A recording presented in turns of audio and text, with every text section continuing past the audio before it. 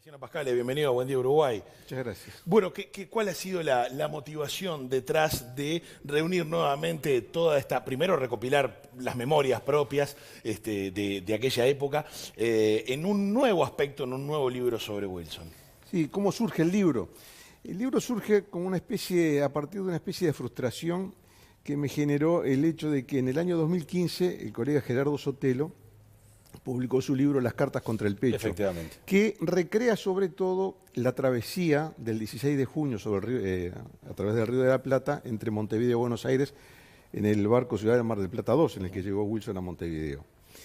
Yo por razones laborales en aquel momento estaba designado, yo trabajaba en La Democracia, estaba designado para ir a acompañar en el barco de Wilson, pero simultáneamente tenía un compromiso, me habían invitado a Estados Unidos a una gira de esas que invitan a los periodistas, y no, cuando acepté la invitación no conocía la fecha y no pude estar en el barco. Y siempre me quedó, digamos, en el debe esa travesía, que fue un momento histórico. Y a principios de los años 2000 intenté empezar a recoger documentación y entrevistas sobre esa travesía. Y me encontré con un muro de silencio. Estamos hablando de 2000, 2001, 2002. La gente no quería hablar. ¿De quiénes? ¿De los militares? Sí, me resultaba muy difícil encontrar gente, claro, sobre todo testimonios oficiales que dijeran, sí, yo estuve, pasó tal cosa. Nadie quería hablar. Travesía que comienza, digamos, desde Buenos Aires, incluso yendo más hacia atrás.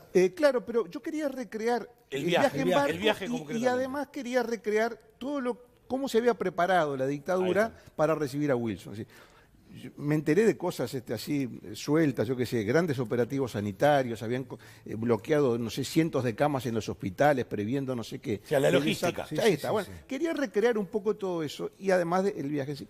No lo pude hacer, no encontré el eco en aquel momento y bueno, lo viví como una frustración. Y cuando Gerardo saca el libro y nos invitan a un canal de televisión a comentar el libro, yo comenté esto y conté algunos detalles de esa investigación previa frustrada.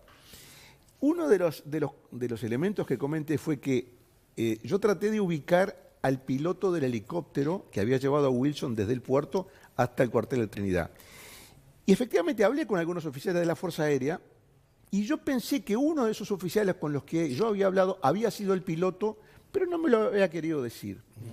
Eso fue una conjetura mía. Sí. Y entonces, cuando hablamos del libro con Gerardo en la televisión, yo conté esta anécdota.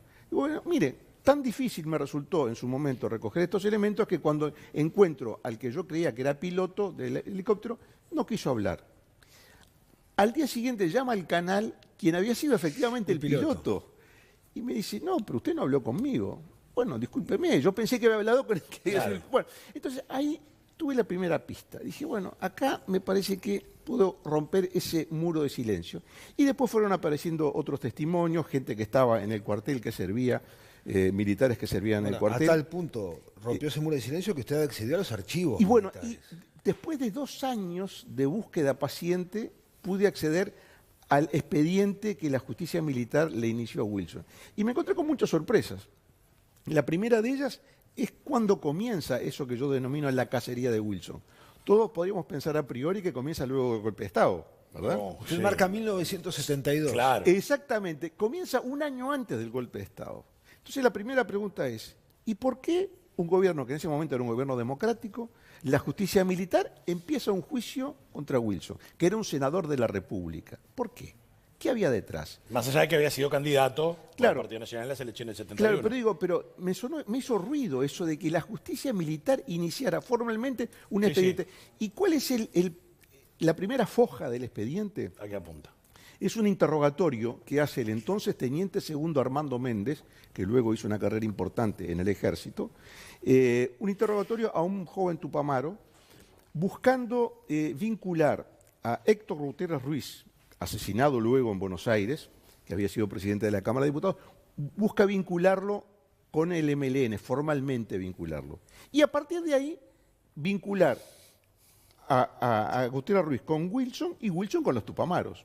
Por ende, Wilson con los Claro. armados. Y toda la línea argumental del expediente de la justicia militar tiene ese objetivo. El objetivo de supuestamente... Encontrar algún elemento de vínculo con Wilson y los tupanos que nunca lo hubo, en definitiva. Fue solo una especulación militar. Cuando lo interrogan el 16 de junio, que es otro de los documentos que trae el libro, que es una novedad, digamos, para los historiadores, está en el libro el interrogatorio, en el acta oficial del 16 de junio, se le someten a Wilson todos los testimonios por separado de todos los tupamaros que habían declarado que se habían entrevistado con él. Tupamaros, algunos anónimos, digamos así, por decir de alguna manera, y otros muy conocidos y muy relevantes que ocuparon, y todavía son personas, algunas están vivas, otras ya fallecieron, todos dando una versión distinta de la misma reunión, ¿no? Sí, lo recogimos en Ramón Anador y no sé dónde, y nos encontramos en tal apartamento, y me parecía que era... ¿Y quién estaba? Estaba fulano Mengano. El otro dice que no estaba ¿Usted fulano habla de Mengano. intencionalidad de los tupamaros, de intencionalidad entonces de los tupamaros de darle a la dictadura información respecto a Wilson? No diría tanto intencional los tupamaros, sino, si uno lo mira en perspectiva, para mí la conjetura que yo extraigo es que la persecución y la cacería de Wilson y el intento de neutralizar políticamente a Wilson era un elemento clave en lo que podríamos llamarle el plan del golpe de Estado. Es decir, obviamente un golpe de Estado no se hace, ¿verdad?, tomando mate, se juntan 3 militares y dicen, che, muchachos, ¿qué te parece si hacemos un golpe de Estado? No se hace así, ¿verdad? Se planifica, se toman en cuenta los factores de riesgo, neutralizar los posibles elementos adversos, en fin. Me imagino yo en aquel momento el MLN, que ya estaba neutralizado, Central Sindical, en fin, y dirigentes civiles. Y lo que pasa es que estamos hablando de un líder político, además. Pero ¿quiénes eran los 2 líderes civiles fuera de la izquierda con predicamento entonces en la opinión pública que podían, digamos, significar una valla de contención a una caída de las instituciones? Uno, Jorge Valle, detenido en octubre del 72. Exacto. Primer líder político civil importante, neutralizado. Octubre del 72, lo ponen preso, acusación de delitos económicos, que luego el libro de Ronzoni, el reciente libro de Ronzoni, demuestra que era toda mentira. Muy bien. ¿Y el otro quién era? Wilson. ¿Y cómo neutralizamos a Wilson? Bueno, montando una historia de una supuesta vinculación con el MLN, con la guerrilla que quería tomar el poder por la vía armada. Pero yo recién le pregunté si había intencionalidad del MLN. Ahora, el MLN pretendió también entonces mostrar cierta vinculación en los interrogatorios que usted hacía referencia. El MLN... ¿Tuvo intención? ¿Cuál fue la estrategia por parte del MLN o el rol del MLN en esta historia? De un sector del MLN que en ese momento estaba preso. Bueno, es público y notorio el papel que tuvo Amodio Pérez en todo este episodio, ¿no? En el libro, por ejemplo, hay un capítulo especial sobre el libro que, estando en prisión, escribe Amodio Pérez. O sea, ustedes imagínense, dictadura militar, cuartel militar, un tupamaro tan importante. ¿Cómo hace para escribir clandestinamente un libro? Imposible, ¿no? ¿Cómo se escribe en la cárcel una persona vigilada a las 24 horas del día un libro? Imposible.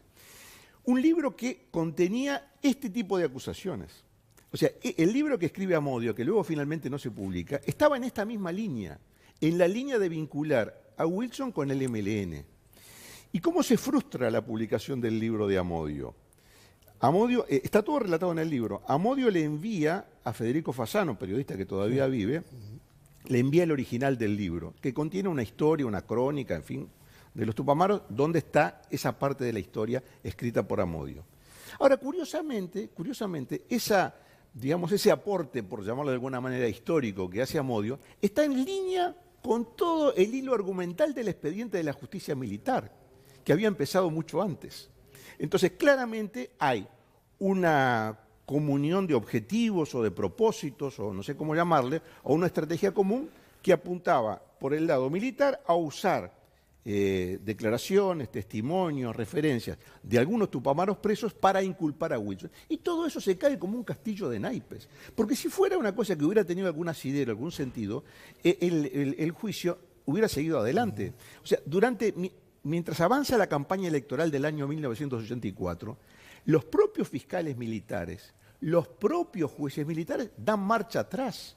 Quiere decir que todo eso era mentira, era simplemente para neutralizar a Wilson y sacarlo del juego político. De hecho, neutralización que cumple su ciclo con la proscripción para participar de las elecciones. Y por algo lo sueltan el día después de las elecciones. Exactamente. Y las vueltas de la vida, ¿no? no le voy a pedir una opinión al respecto, pero hoy en día Juan Raúl Ferreira, el hijo de Wilson, está vinculado al MPP, al Movimiento de Participación Popular. Claro, que no es directamente el No, MLN. no es el MLN, claro, pero muchos de los integrantes de aquel MLN hoy Han forman pasado. parte del MPP. Y algunos de los que declararon esas cosas contra Wilson.